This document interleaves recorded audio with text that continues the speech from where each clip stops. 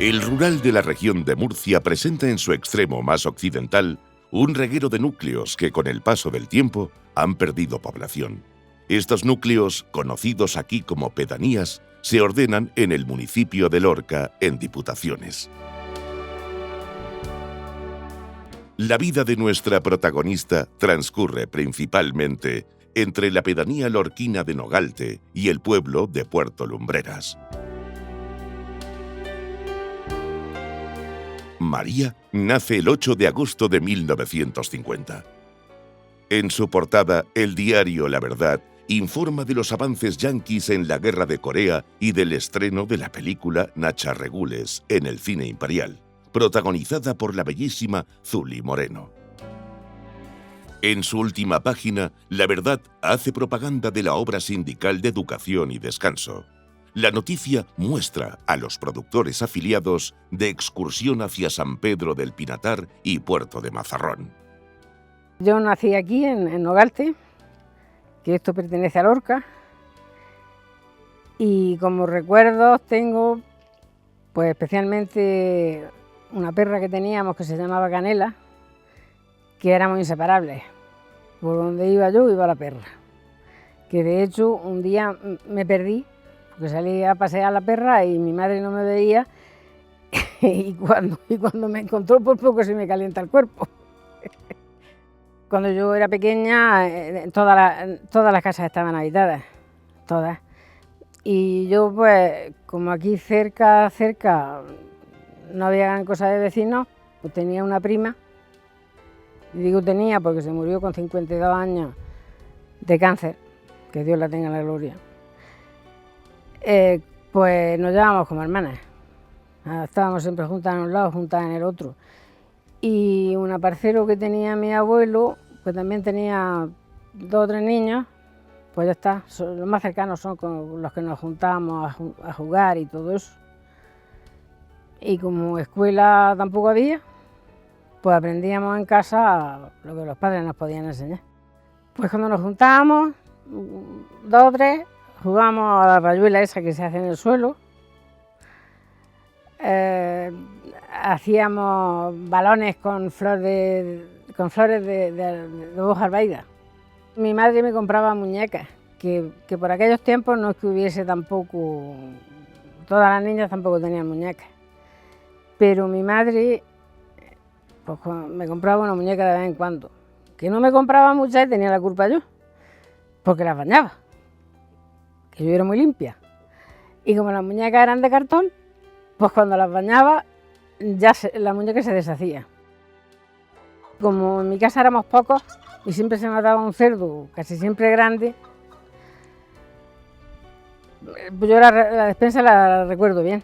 Siempre había chorizos, morcillas, los jamones, y teníamos ahí un poco más allá un trozo de tierra que dicen los Cegarras, que hay una balsa, y mi padre cultivaba allí de todo. O sea que de hortalizas no nos faltaba de nada. El autoconsumo era habitual en la sociedad rural de mediados del siglo XX. Sin embargo, algunos productos de la cesta de la compra quedan en el recuerdo de María. El almendragao, el primer tulipán que vino, porque por aquel tiempo de yogures nada,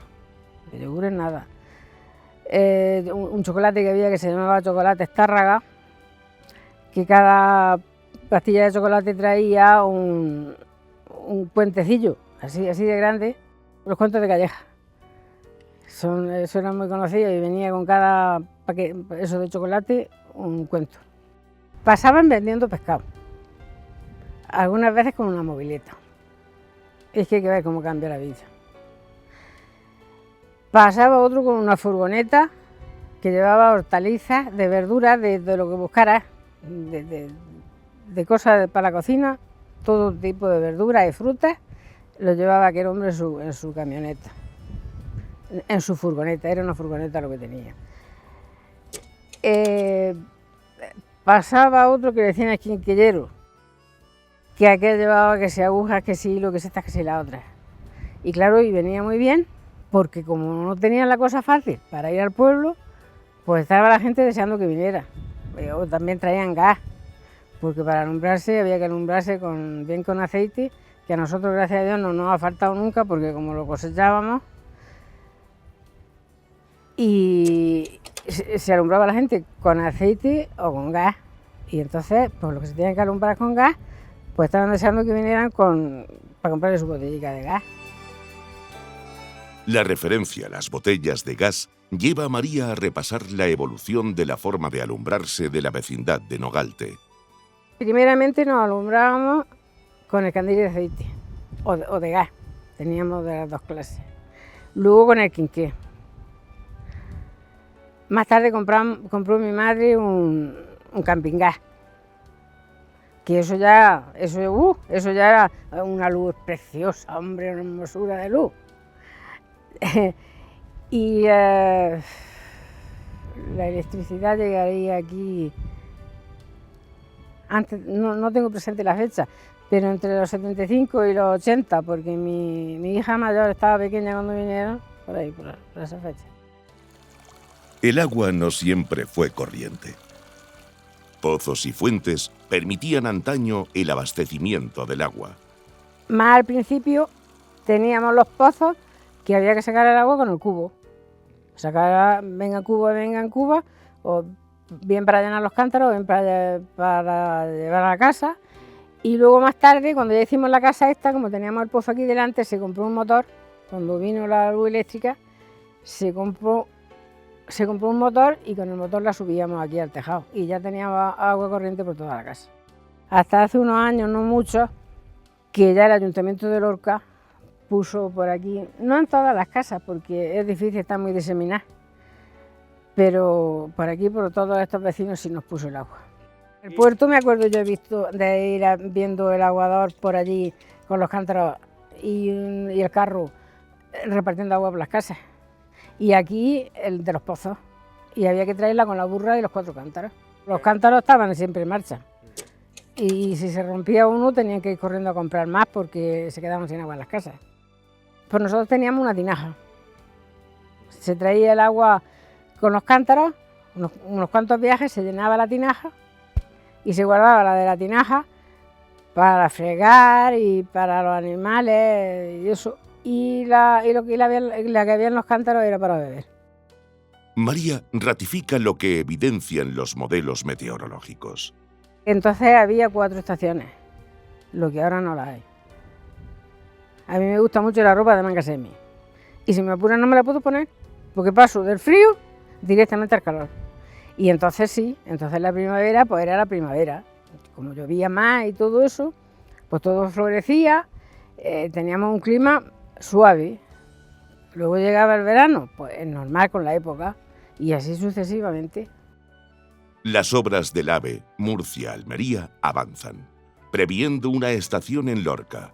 María recorre hoy una autovía que le permite ir y venir con cierta facilidad a Puerto Lumbreras, Lorca, Vélez Rubio o a Murcia. En Corbera, un aeropuerto permite volar a destinos nacionales e internacionales. No teníamos más que la burra, y aquí no había caminos que pudiera pasar ningún coche, pues con la burra. Si había que ir a ver el Rubio, había que ir al puerto, la burra.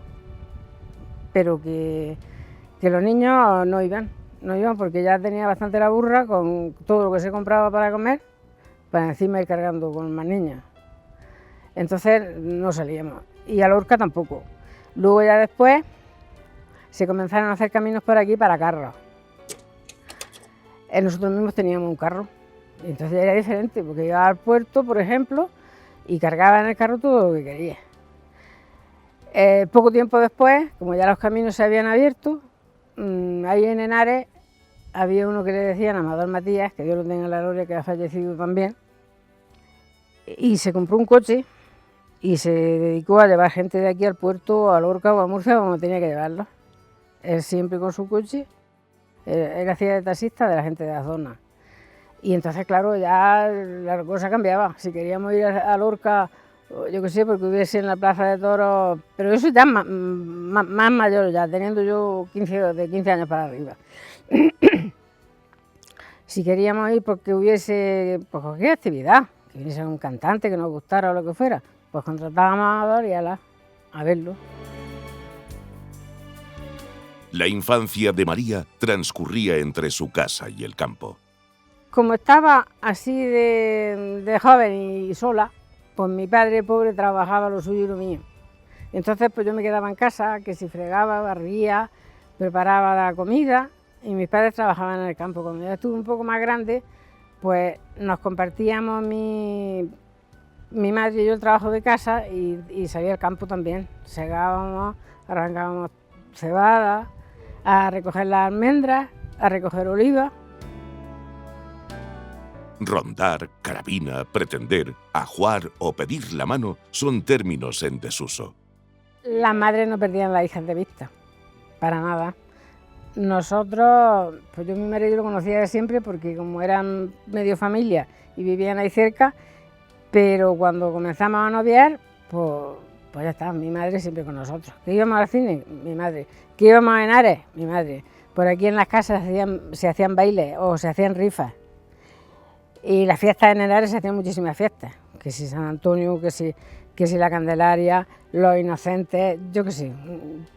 Y por el camino, allí a lo mejor te dejaba un poco por allí porque había gente, pero por el camino la madre siempre pegaba a la hija.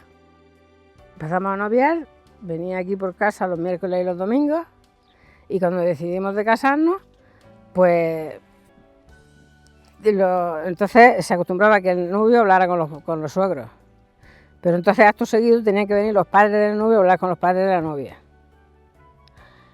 Y ya esa noche se gobernaba todo. En las fiestas, por ejemplo, en Henares, bueno, y en todas partes, en las rifas y en los bailes era igual.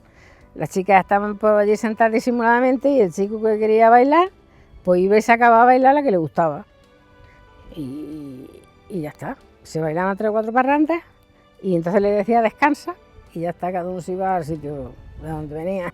Aquí lo que más se ha bailado ha sido parranda y malagueña. Alguna que otra jota, pero pocas, no todo el mundo sabía bailar la jota. Aquí en Novarte había una cuadrilla. Mi marido era panderista. Y Emilio Torrente, y Pedro Valera, y el Carujo, Diego Torrente el panderista, Jesús el Túnez, era un guión muy bueno. José Narciso era otro que también iba en la cuadrilla.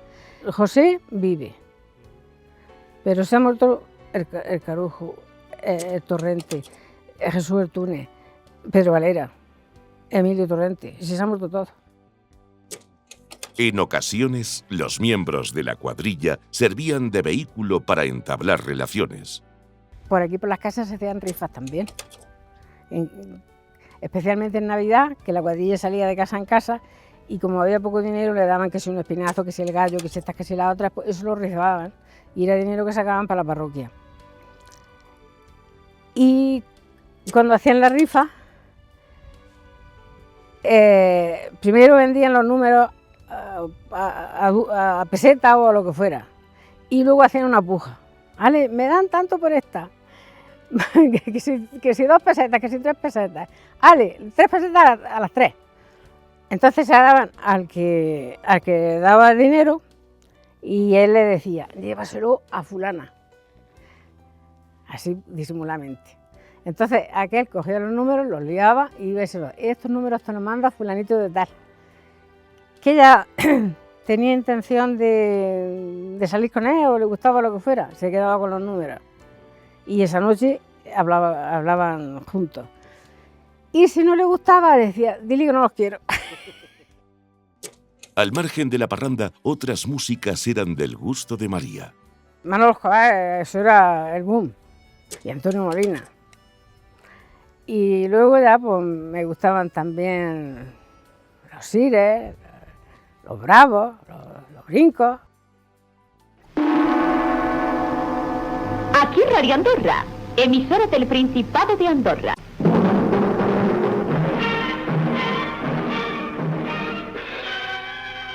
Teníamos la radio que tendría también 10 o 11 años cuando la compró mi padre. Cuando yo era así pequeña, se podían contar las casas que había radio. Y se juntaban los vecinos a escuchar la radio, en esta casa o en la otra, que había. Y me acuerdo que les gustaba escuchar un programa que había de música, de canción española. En Radio Andorra. Aquí, Radio Andorra, emisora del Principado de Andorra. Y iban a escuchar precisamente ese programa y cuando se terminaba, pues cada vecino para su casa. Y se juntaban también a ver las corridas de toros. Eso ya fue cuando hubo televisión. Las primeras teles, porque había pocas casas con tele. Pues cuando había alguna casa que tenía televisión, los vecinos iban corriendo a ver las corridas de los toros. Y me acuerdo de haber visto una fila de sillas así a todo alrededor, delante de la tele, y en el suelo sentados, los más jóvenes o los críos, por el suelo sentados, todo el mundo delante de la tele. La sangría demográfica del rural murciano afecta a pedanías como Nogalte. Los primeros que comenzaron a irse fue a trabajar fuera, bien a Francia, bien a Alemania, bien a Suiza. Se iban porque los sueldos eran más altos, lo primero, y lo segundo, que al cambio de los francos a la peseta aumentaba un montón. Entonces se iban, todos los que podían trabajar se iban fuera. Y luego cuando venían, unos hacían la casa en el puerto, otros en Vélez Rubio, otros en Murcia, y ya no se venían aquí. Y así, paulatinamente, se fue despoblando esto, que ahora prácticamente no queda nadie. Las estancias como jornaleros en Francia eran habituales en la segunda mitad del siglo XX. María también viajaba a Francia a la vendimia. María y su marido también emigran, si bien lo hacen temporalmente. Yo en Suiza estuve encantada de la vida, me gustaba mi trabajo, estuvimos muy bien. Él trabajaba en la construcción y yo trabajaba en la cocina de un hospital. Compartíamos un apartamento, cada uno su dormitorio y la cocina y el comedor a media. Cuando iban a hacer la chiquilla mayor, pues en vez de tenerla allí, decidimos venirnos aquí para que las madres estuviesen más tranquilas. El 19 de octubre del año 1973, la Rambla de Nogalte vio aumentar su caudal hasta los 3.000 metros cúbicos por segundo, alcanzando una altura de 15 metros en Puerto Lumbreras, arrasando todo lo que encontraba a su paso. María y su marido se encontraban en Suiza. No sabíamos si a la familia le había pasado algo, porque precisamente fue un viernes, y como el mercadillo aquí en el puerto es los viernes, pues nosotros decíamos, si han bajado al mercadillo, pues les puede haber pillado. Entonces, claro, ese sin vivir, de que no sabe si pasa algo o no.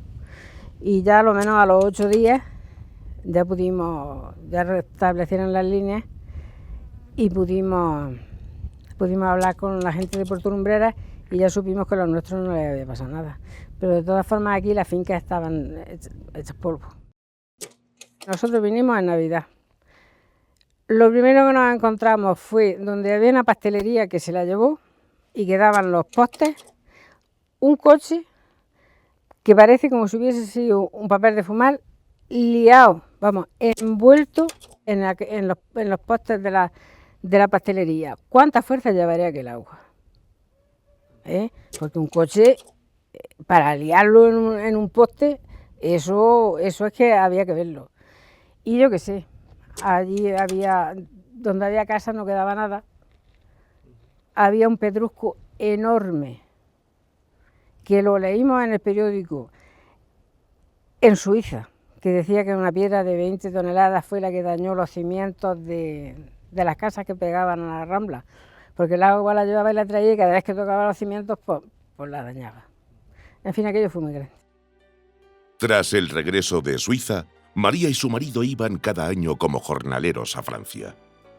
Mis padres se quedaban aquí en casa con la niña y con el trabajo que había que hacer y nosotros nos íbamos a trabajar a Francia. Allí hemos trabajado en todo. Primeramente eran unos invernaderos de tomates, luego los plantaron de rosales y también estuvimos trabajando en los melocotones. La actividad agrícola y ganadera ha ocupado la vida de María tras su regreso de Suiza a mediados de la década de los 70. Cuando vinimos aquí nos hicimos esta casa, que ahí la otra que teníamos pues dejaba mucho que desear. Se compró el tractor, que las tierras siempre se labraron con las bestias y ya se labraba todo con el tractor. Y no sé, pues la cosa cambió mucho. Más antes la oliva y las almendras se echaban al suelo, compramos telones, en fin, ya la cosa se fue modernizando y cambió mucho. Más al principio había que sacarlas por el campo, las sacábamos por el campo, teníamos pocas y salían por el campo y cuando ya se veía que habían comido, se traían para casa, bebían agua al pasar por el pozo y eso. Pero cuando ya nosotros nos metimos, porque ya nos dedicamos más bien a eso, porque las cabras, pues no sé, ha habido tiempos que han dado un dinero, pues lo primero que se ha hecho por la mañana es ordeñar. Hubo un tiempo que ordeñábamos por la mañana y por las tardes, y cuando ya decidimos que no teníamos necesidad de morirnos ricos, solamente ordeñábamos y ordeñamos por las mañanas. Se les saca la leche a las cabras, se les pone su comida, el agua la tienen, el pienso igual, le toca el botón y les cae, pues se les echa su forraje y ese es el trabajo que dan. María explica, medio siglo después, cómo han cambiado las tareas en el campo. Y tanto que han cambiado, casi no se hacen, no se siembra, de cereales nada. Las almendras, tenemos un tractor, que ya lo he visto en la esquina, tiene un vibro, con el vibro y el tractor, si se cae alguna ni se recoge, así que estamos tirando a gandules. Las olivas, hay cuadrillas que se dedican a coger las olivas. Entonces, nosotros tenemos ya hace muchos años una cuadrilla que vienen, la cogen, ahí a la era viene el de la almazara, se lleva la oliva y ya está, ese es el trabajo que le damos. Cuando antes había que recogerla uno a uno. La vida de María ha transcurrido entre Nogalte y Puerto Lumbreras, pueblo por el que paseamos para evocar determinados pasajes que han sido parte del imaginario de María y que ahora sirven como referencia de los cambios que se han producido en el municipio murciano. Ahora hay el mercado del ganado, allí más abajo del puerto, una nave preciosa, con sus apartamentos para meter los animales y sus oficinas para veterinarios y todo ese tipo de cosas. Eso antiguamente pues no estaba. La feria la hacían en la Rambla. En la Rambla, allí acudían animales de todos los sitios, pero andando. Ahí por la Rambla de Nogalte abajo se veían pasar cuando había feria, que si con vacas, que si mulas, que si caballos, que si a la Rambla del puerto. Y también hacían allí el mercado de los cerdos, de la gallina y los pollos y todo eso. ¿Qué es un marchante? Pues el que se ocupaba de comprar esos animales y venderlos. Trataban el animal en la cantidad de dinero que creían oportuno. Y si se daban la mano, es que era palabra seria. Y si no se la daban, pues se podía romper en cualquier momento. En los tiempos de María, el acceso a la formación universitaria no siempre era posible. Siempre he tenido la queja de que no he podido estudiarme una carrera.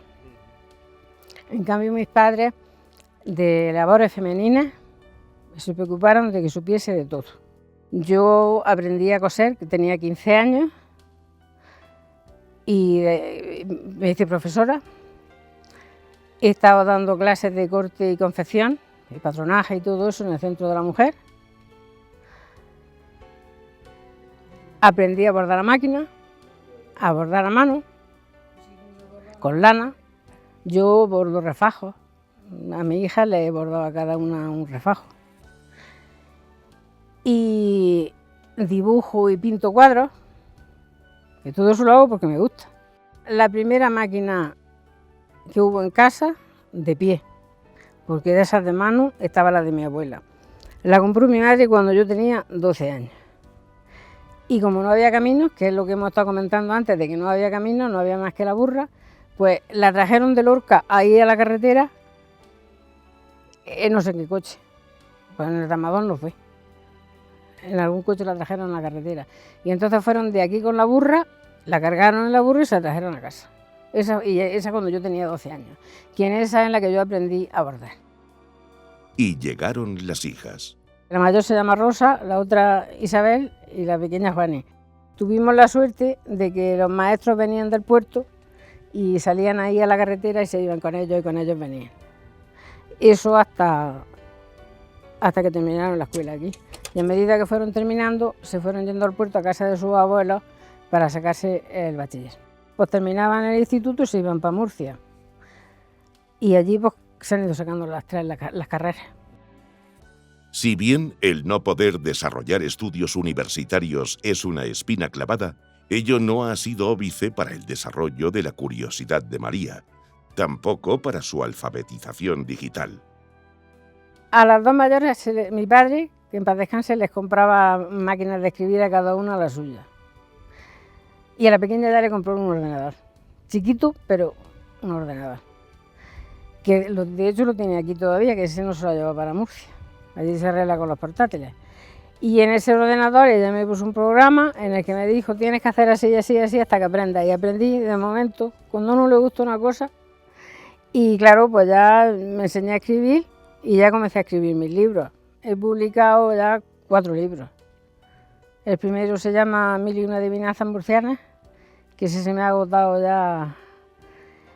El segundo, Historias del pasado. He publicado uno de cocina que tiene 343 recetas y Puerto Lumbrera, un lugar para visitar.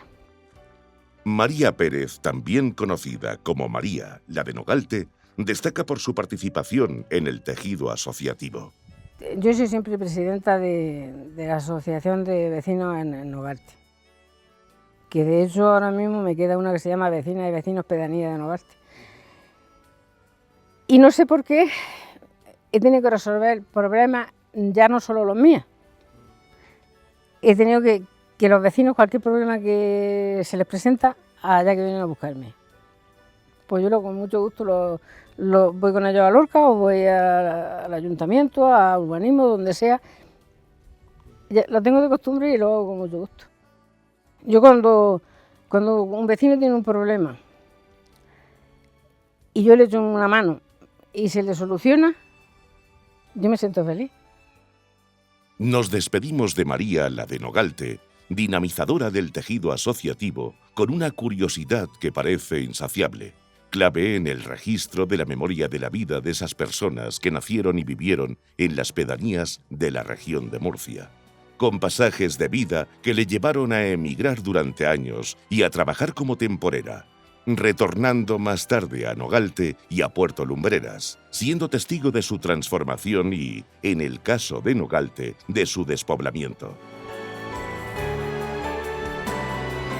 Es María, la de Nogalte, una de las mujeres memorables de Murcia rural.